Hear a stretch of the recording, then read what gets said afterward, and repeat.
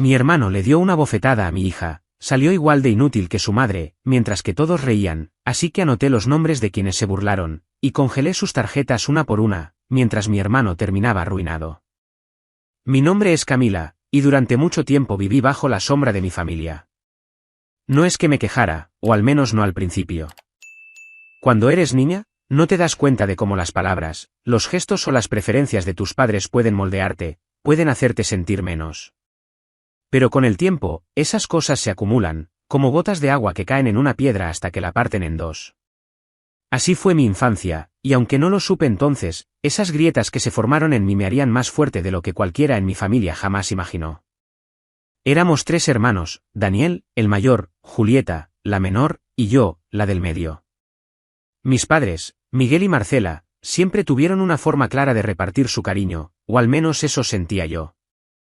Daniel era el sol brillante de la casa, el niño prodigio, el que siempre tenía una respuesta rápida, una idea ingeniosa, o una hazaña que contar.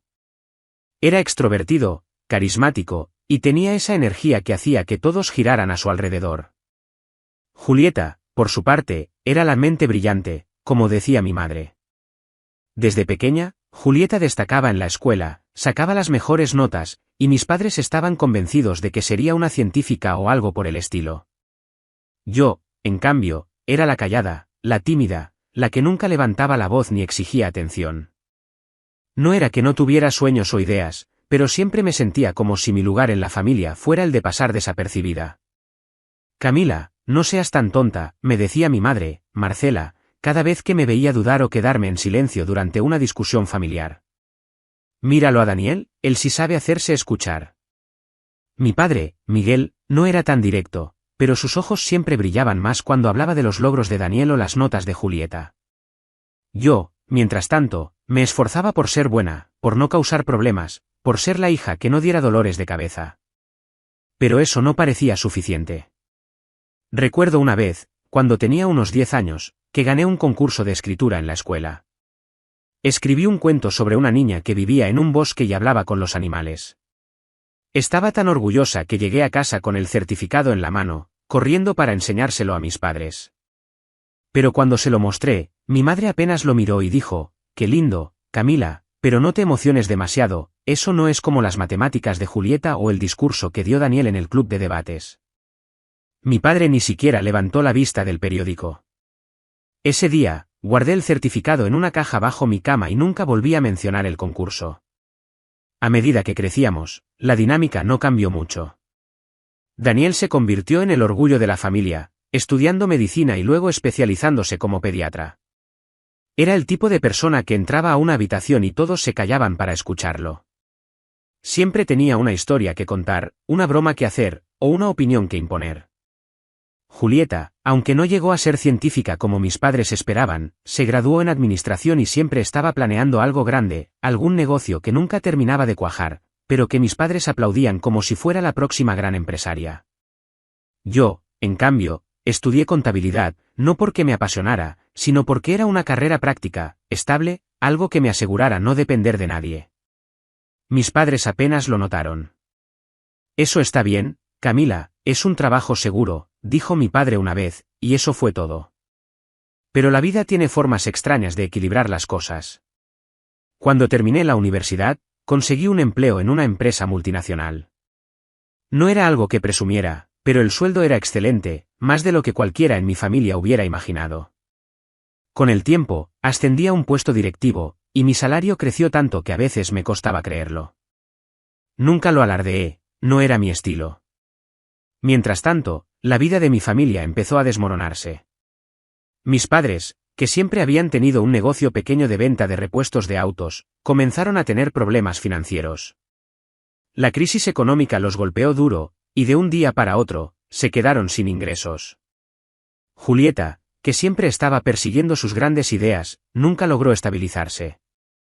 Terminó endeudada, pidiéndome ayuda para pagar su renta, sus deudas, incluso su comida. Hasta mi tía Clara y mi prima Lucía, que vivían en otra ciudad, empezaron a llamarme cuando se quedaban cortas de dinero. Y yo, con ese sentido de responsabilidad que siempre cargué, no podía decir que no. Los ayudé a todos. Daniel, por supuesto, no necesitaba mi ayuda. Como pediatra reconocido, ganaba muy bien y vivía en una casa enorme, con un carro último modelo y una vida que parecía sacada de una revista. Pero su actitud no había cambiado. Seguía siendo el mismo engreído de siempre, el que miraba a los demás por encima del hombro, el que siempre tenía que ser el centro de atención. Cada vez que nos reuníamos, él hablaba de sus logros, de sus pacientes, de cómo todos lo admiraban. Y yo, como siempre, me quedaba callada, escuchando, mientras mis padres y Julieta lo miraban como si fuera un dios. A pesar de todo, mi vida cambió para mejor cuando nació mi hija, Sofía. Ella fue mi luz en medio de la oscuridad. Mi matrimonio no duró mucho, mi exesposo, Juan, decidió que la responsabilidad de ser padre no era para él y se fue cuando Sofía tenía apenas 1 año. Al principio, fue duro. Ser madre soltera no es fácil, pero cada vez que miraba a Sofía, con sus ojos grandes y su risa que llenaba la casa, sentía que todo valía la pena. Le di todo mi amor, todo mi tiempo, todo lo que tenía. Quería que creciera sintiéndose amada, valorada, algo que yo nunca sentí del todo en mi familia. La llevaba al parque, le leía cuentos todas las noches, y me aseguraba de que siempre tuviera un plato de comida caliente y un abrazo cuando lo necesitaba. Sofía era mi mundo, y aunque a veces me sentía sola, ella me hacía sentir completa. Los años pasaron, y mi rutina se volvió estable, trabajaba largas horas, cuidaba de Sofía, y seguía ayudando económicamente a mi familia. Pagaba la renta de mis padres, las deudas de Julieta, y hasta enviaba dinero a mi tía Clara y a mi prima Lucía cuando lo necesitaban. Nunca pedí nada a cambio, no porque fuera una santa, sino porque sentía que era mi deber. Ellos eran mi familia, después de todo.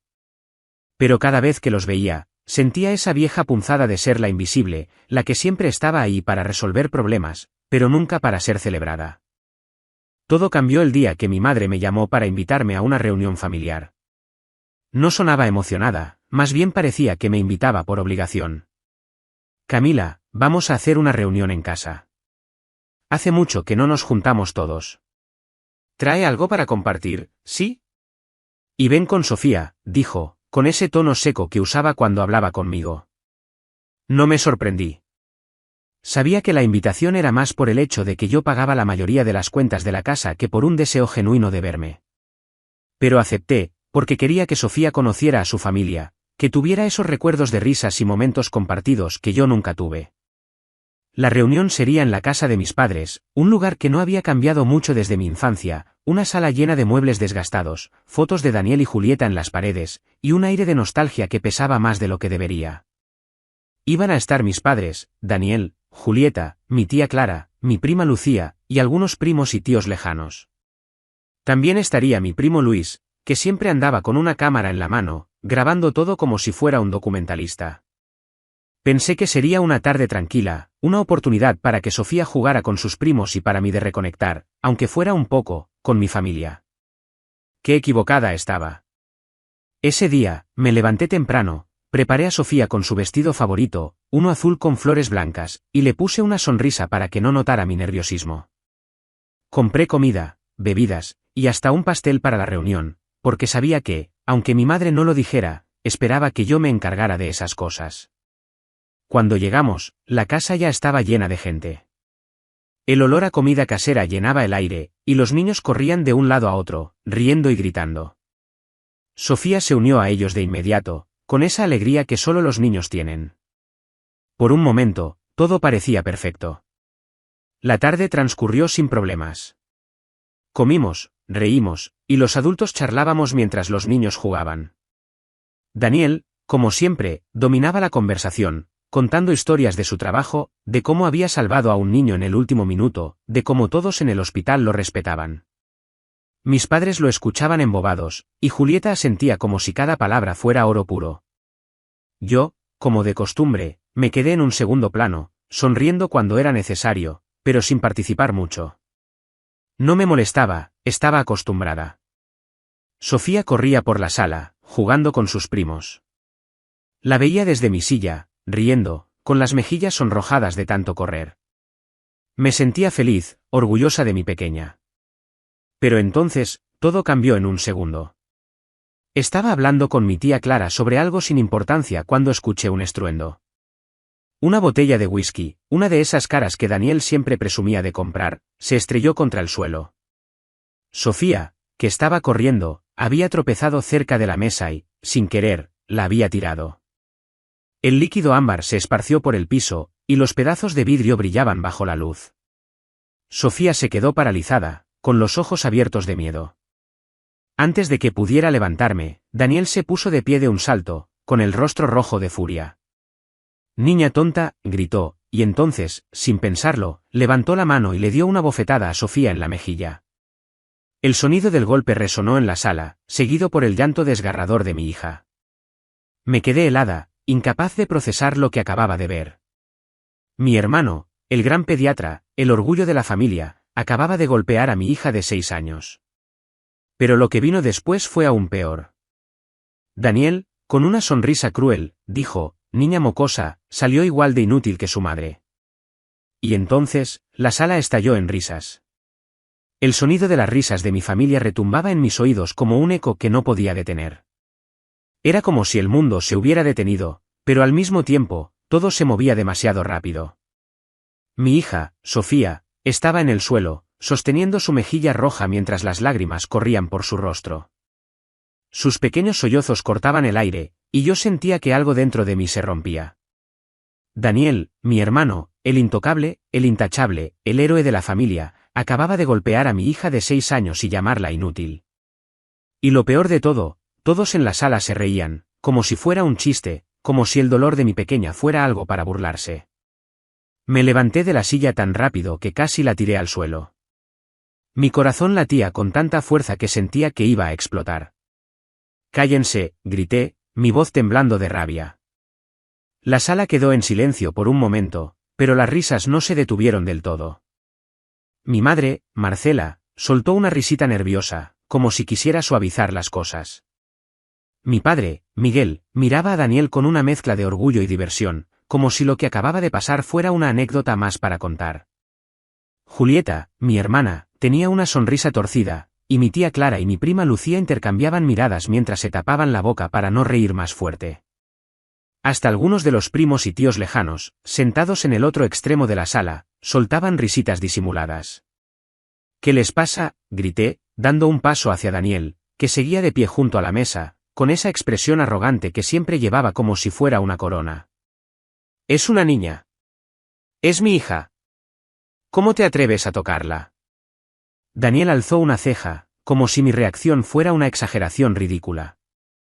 «Camila, cálmate», dijo, con esa voz condescendiente que usaba cuando quería hacerme sentir pequeña. «Solo fue un pequeño golpe. No es para tanto. La niña tiene que aprender a no andar rompiendo cosas». «¿No es así, Sofía?». Miró a mi hija, que estaba temblando, y le dedicó una sonrisa que me heló la sangre. «Un pequeño golpe», repetí, sintiendo que la rabia me quemaba por dentro. Me agaché rápidamente para levantar a Sofía, que se aferró a mí como si tuviera miedo de que alguien más la lastimara. La abracé fuerte, limpiando sus lágrimas con mi mano mientras intentaba mantener la calma por ella. Pero no podía. No cuando veía a mi familia, a esas personas que yo había sostenido con mi dinero, con mi esfuerzo, riéndose del dolor de mi hija. «Eres un monstruo, Daniel», le grité, señalándolo con el dedo. «Es una niña de 6 años. ¿Qué clase de hombre eres que le pegas a una niña por un accidente? Y encima te atreves a insultarla. ¿A insultarme a mí?». Daniel soltó una carcajada, como si todo esto fuera un juego. «Oh, Camila, no seas tan dramática. Solo la estoy educando. Alguien tiene que hacerlo, porque claramente tú no lo haces bien. Mira cómo salió la niña, igual de torpe que tú». Esas palabras fueron como un puñetazo en el estómago. No era la primera vez que Daniel me menospreciaba, pero esta vez era diferente. No estaba hablando solo de mí, estaba hablando de mi hija, de mi Sofía, que no había hecho nada más que jugar y ser una niña. Miré a mi alrededor, esperando que alguien, cualquiera, dijera algo en mi defensa. Pero nadie lo hizo. Mi madre se cruzó de brazos, mirando hacia otro lado. Mi padre carraspeó, incómodo, pero no abrió la boca. Julieta seguía con esa sonrisa burlona, y mi tía Clara y mi prima Lucía intercambiaban murmullos, como si estuvieran disfrutando del espectáculo. Hasta los primos y tíos lejanos parecían encontrarle gracia a la situación. «¿Nadie va a decir nada?», pregunté, mi voz quebrándose. «Es una niña. Mi hija. ¿Cómo pueden quedarse ahí riendo como si nada?» «Camila, no hagas un escándalo», dijo mi madre por fin, con ese tono de reproche que siempre usaba conmigo. «Daniel tiene razón. Sofía no debería estar corriendo como loca por la casa. Y esa botella no era barata, ¿sabes?» «¿La botella?», repetí, incrédula.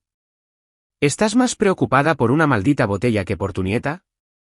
«Por el hecho de que tu hijo le pegó a una niña de 6 años. «Camila, no hagas esto más grande de lo que es», intervino mi padre, levantando una mano como si quisiera calmar las cosas. Daniel no quiso hacerle daño. Solo fue un reflejo. Y, bueno, la niña tiene que aprender a ser más cuidadosa. ¿Un reflejo? Mi voz temblaba tanto que apenas podía controlarla. Le dio una bofetada. La llamó inútil. Y ustedes lo están defendiendo. Julieta, que hasta ese momento había estado callada, finalmente habló, con esa voz suya que siempre sonaba como si estuviera juzgando a todos. «Camila, relájate. No es como si Daniel la hubiera golpeado fuerte. Además, tú siempre has sido un poco exagerada con estas cosas. Sofía está bien, mira, ya no está llorando tanto». Miré a Sofía, que seguía aferrada a mí, con la cara escondida en mi pecho. No estaba llorando tan fuerte, es cierto, pero sus ojos estaban llenos de miedo, de confusión. No estaba bien. No estaba nada bien. Y escuchar a mi hermana, a la que yo había ayudado a pagar sus deudas, a la que le había dado dinero para que no perdiera su apartamento, defender a Daniel me hizo sentir una furia que nunca había sentido antes. «Exagerada», dije, mirando a Julieta directamente a los ojos. «Tú, que no tienes un peso en el bolsillo si no es por mí, ¿te atreves a decirme que estoy exagerando? Todos ustedes, que viven de mi dinero, se atreven a reírse de mi hija». El silencio que siguió fue pesado, incómodo. Por un momento, pensé que tal vez había logrado que sintieran algo de vergüenza. Pero entonces Daniel soltó otra risotada. «Oh, Camila, ¿ahora vas a sacar el tema del dinero? ¿Qué, crees que porque pagas unas cuentas eres la reina de la familia? Por favor, siéntate y déjalo pasar. No es para tanto». Eso fue la gota que derramó el vaso. Sentí que algo dentro de mí se rompía, pero no era debilidad. Era como si todas las veces que me habían ignorado, menospreciado, pasado por encima, se juntaran en ese momento y se convirtieran en una fuerza que no podía contener. Miré a mi familia, uno por uno. Mi madre, con su expresión de desaprobación. Mi padre, que evitaba mi mirada. Julieta, con su sonrisa burlona. Mi tía Clara y mi prima Lucía, que seguían susurrando como si esto fuera un chisme divertido. Y Daniel, el intocable Daniel, que me miraba como si fuera una niña teniendo una rabieta. En mi mente, empecé a anotar sus nombres. Marcela. Miguel. Juliet. Clara. Lucía. Cada uno de ellos, que se habían reído del dolor de mi hija, que habían apoyado a Daniel o se habían quedado callados mientras él la humillaba. Cada uno de ellos, que vivía de mi esfuerzo, de mi trabajo, de mi sacrificio. Y en ese momento, tomé una decisión. No iba a dejar que esto pasara como si nada. No esta vez. Esto no se queda así, dije, mi voz baja pero firme. No voy a permitir que lastimen a mi hija y se salgan con la suya. Sin decir una palabra más, tomé a Sofía en brazos y caminé hacia la puerta. Escuché a mi madre llamarme, diciendo algo sobre no ser tan dramática, pero no me detuve. Sentí las miradas de todos en mi espalda, algunas burlonas, otras incómodas, pero ninguna de arrepentimiento. Cuando salí de la casa, el aire fresco de la noche me golpeó la cara, y solo entonces me di cuenta de que estaba temblando. No de miedo, sino de rabia. En el carro, Sofía se acurrucó en el asiento trasero, todavía con lágrimas en los ojos.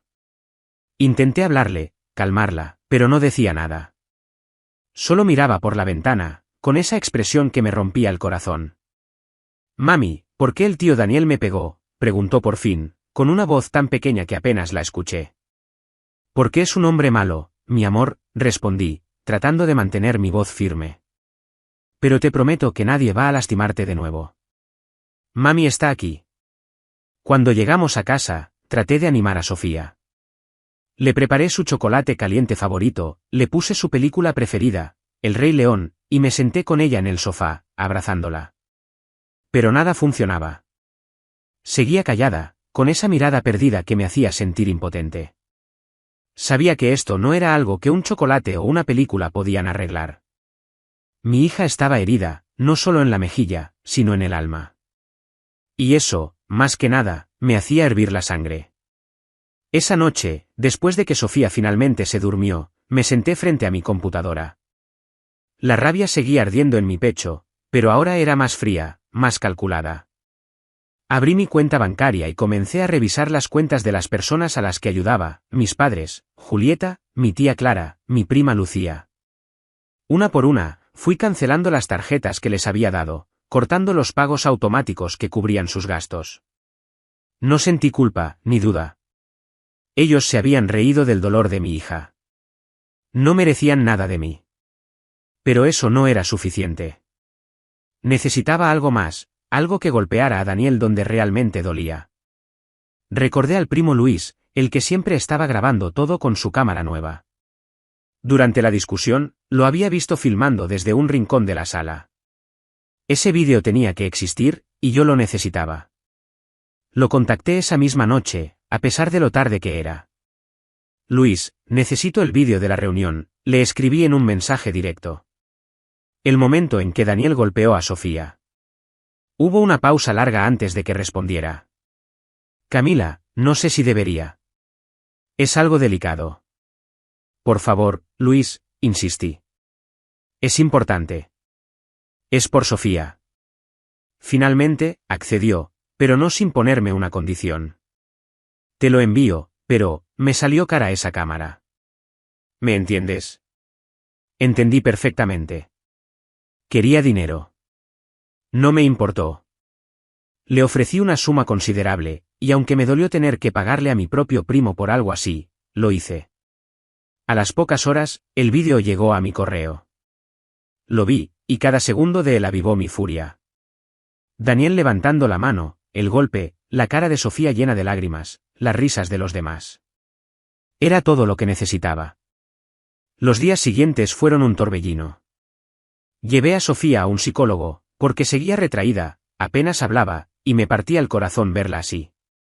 El psicólogo dijo que el trauma era profundo, que tomaría tiempo sanar. Cada palabra suya era como un cuchillo. Mientras tanto, mi teléfono no paraba de sonar. Mis padres, Julieta, mi tía Clara, mi prima Lucía, todos llamaban furiosos, exigiendo explicaciones por las tarjetas canceladas. No les respondí. No tenía nada que decirles. Entonces, tomé el vídeo y lo subí a las redes sociales. Lo titulé simplemente, «Esto es lo que un pediatra le hizo a mi hija».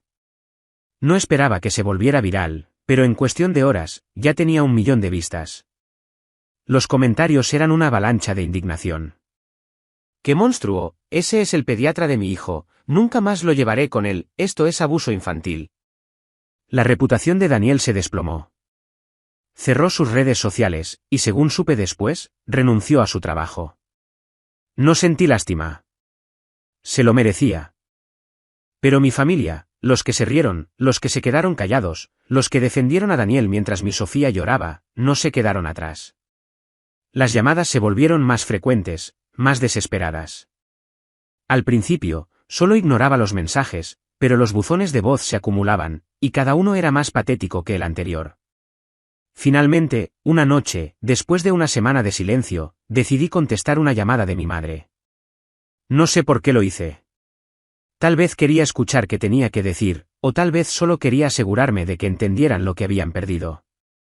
Camila, ¿cómo pudiste hacernos esto?, gritó mi madre, Marcela, apenas contesté.